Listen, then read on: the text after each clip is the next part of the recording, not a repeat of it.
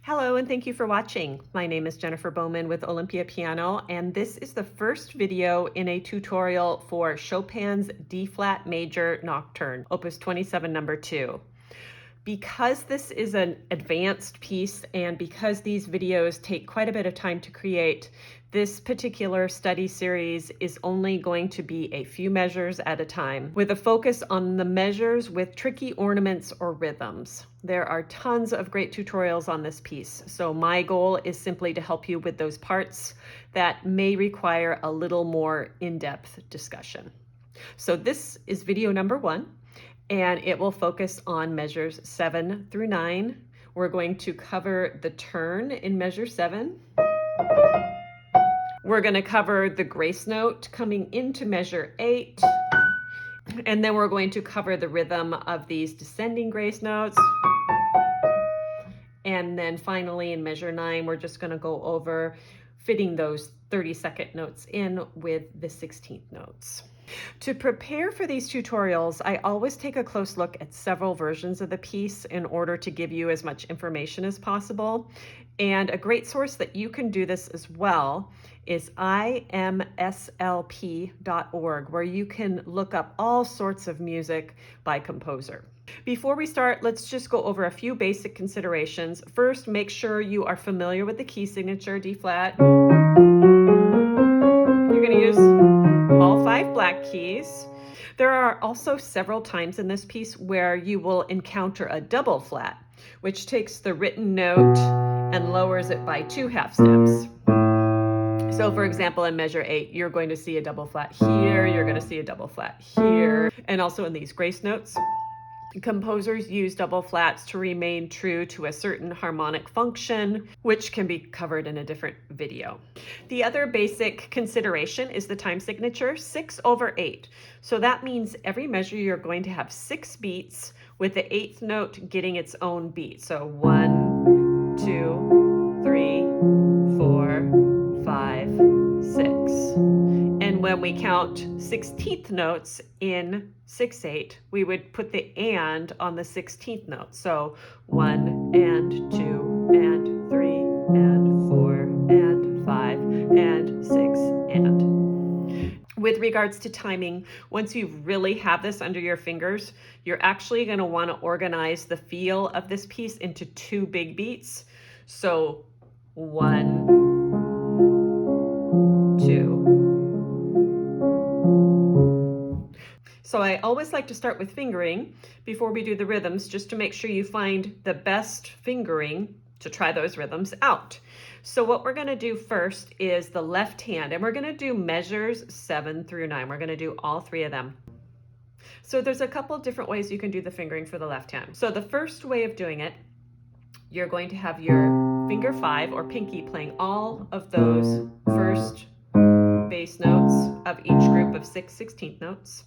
And then you're going to pop up and play the rest of the broken chord. And generally for these, the fingering is going to be 1, 4, 1, 2, 5. However, sometimes people might prefer to come down and play 4 at the end there. So it could be 5, 1, 4, 1, 2, 5, 5, or 5, 1, 4, 1, 2, 4, 5. The second group in that measure, we could either do 5, 1, 4, 1, 2, 5, 5, or 5, 1, 4, 1, 2, 4, 5. Now in measure 8, here's the first group. 5, 1, 3, 1, 2, 5, 5. And this is when I don't really feel like a 4 really works there. I would just do 5, 5 there. Group number 2 in measure 8, 5, 1, 4, 1, 2. Same thing here, 5, 5.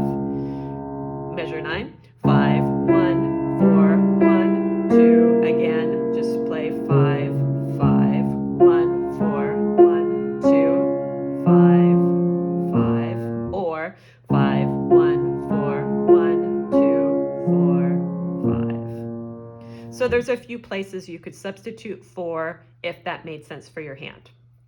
Now, one of the additions has tenuto markings in it. And if you look up above, you'll see those tenuto markings. They're those little lines over the note, which mean to hold the note out for its full value. What I like to say to my students is give it a little extra emphasis. So if you're using an addition with this marking, I agree with the editor that the first note of each group will be played with finger 3, which might feel a little bit strange at first. Give it a try, see if it makes sense for you. So we'd have 3, 1, 4, 1, 2, 5, 3, 5, 3, 5, 3.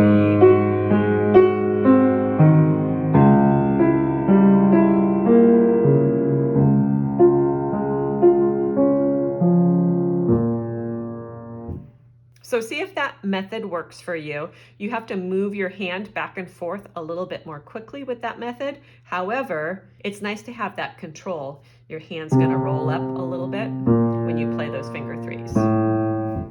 So let's look at the right hand in measure 7. 2 major considerations here. Firstly, in most editions, there is a tie between beats 3 and 4. So it sounds like this.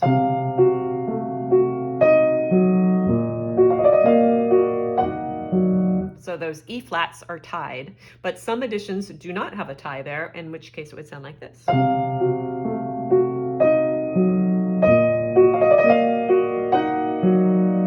So that's consideration number 1. Consideration number 2 is the turn. Keep in mind, however, that some versions don't even have a turn in this measure. The turn is the little ornament that looks like a sideways S. Sometimes it's a plain S, sometimes it's an S with a line through it, sometimes it's an S with a natural sign under it. So all that means, it's shorthand for starting on the main note, going up, going back to the main note, going underneath it, and then back. So it's a 5-note thing. It could also be a 4-note thing if you choose to have the E flat be part of the previous tie. So 2 things I want to explain. You might be wondering if we're in the key of D flat, why does it go to D natural there? And that simply reflects on the harmony in that moment. So the harmony in that moment is an E flat minor chord. And in the E flat minor harmony, there's a D natural. So in some editions, they'll put a little natural sign in there to help you out so you know that it's natural, because these things can be confusing. So the fingering 2, 3, 2, 1, 2, 3, 4, and 3, 4 are the written notes on beats 5 and 6, okay? In terms of when to play this, first of all, you want the F on beat 5 to line up with the B flat on beat 5. So if I played it without the turn, it would sound like this. So we're gonna fit those 5 notes before finger 3. So people do it a lot of different ways. Some people start on the E flat even though it's a tie, so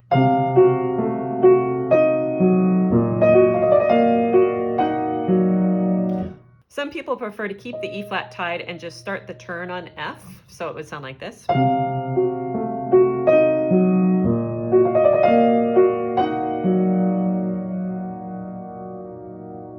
And then if you're doing the version without the tie, it might sound like this.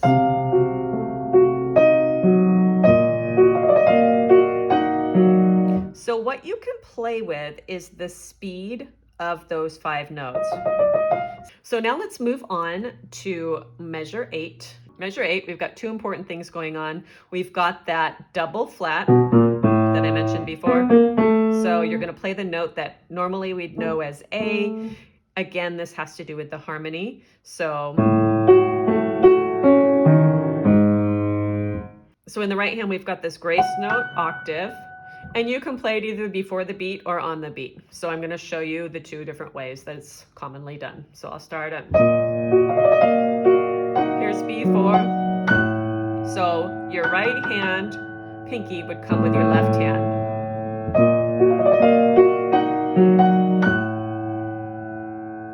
Or you could put the bottom note of the grace note with the left hand and then have this be a little bit late. Lots of people do it that way as well.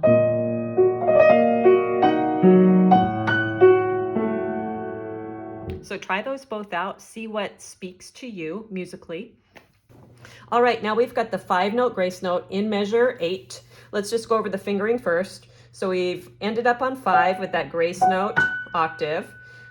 You can have 4, 3, remember this is our double flat, so B, flat 1, flat 2. So you can have 4, 3, 1, 4, 3, 1, or 4, 3, 1, 4, 2, 1.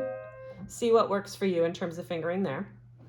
I'm going to show you 3 different ways that great artists play this ornament. Now these are not the only 3 ways you can play it. You have a lot of freedom with this figure. So learn the fingering, get it really flexible, fingering in both hands, by the way, and then see which way you like to play it. All right? Way number 1 is a slow 3 against 2 feel. So 3 right hand notes with 2 left hand notes, so 16th notes. However, the right hand will start after the left hand. So it'll feel like this. Then together.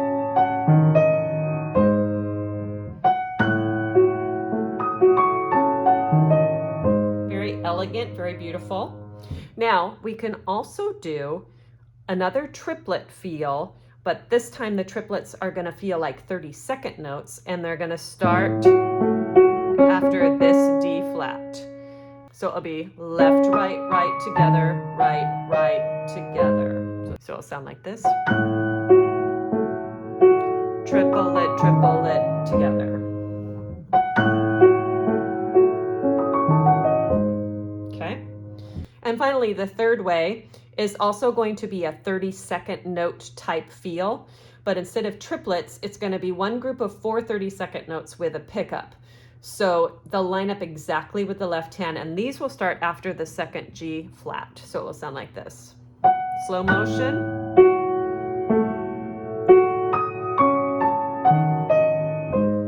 A little more quickly.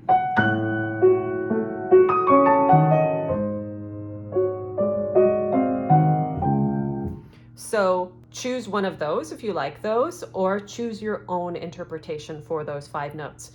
So now let's move on to measure 9.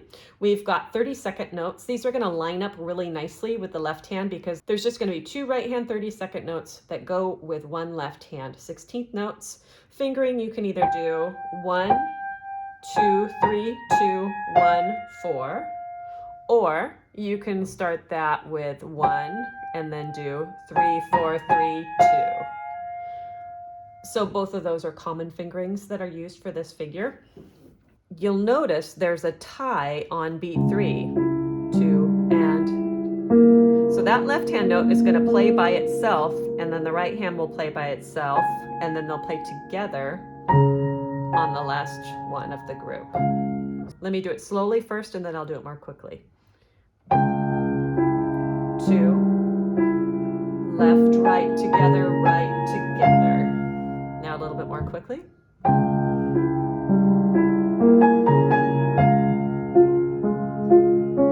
Now in my addition, you might see a 1 joined to a 4, and what that means is a silent switch. So it allows you to get ready for the next thing. All right, now I'm just going to play through measure 7 to 9 real quick.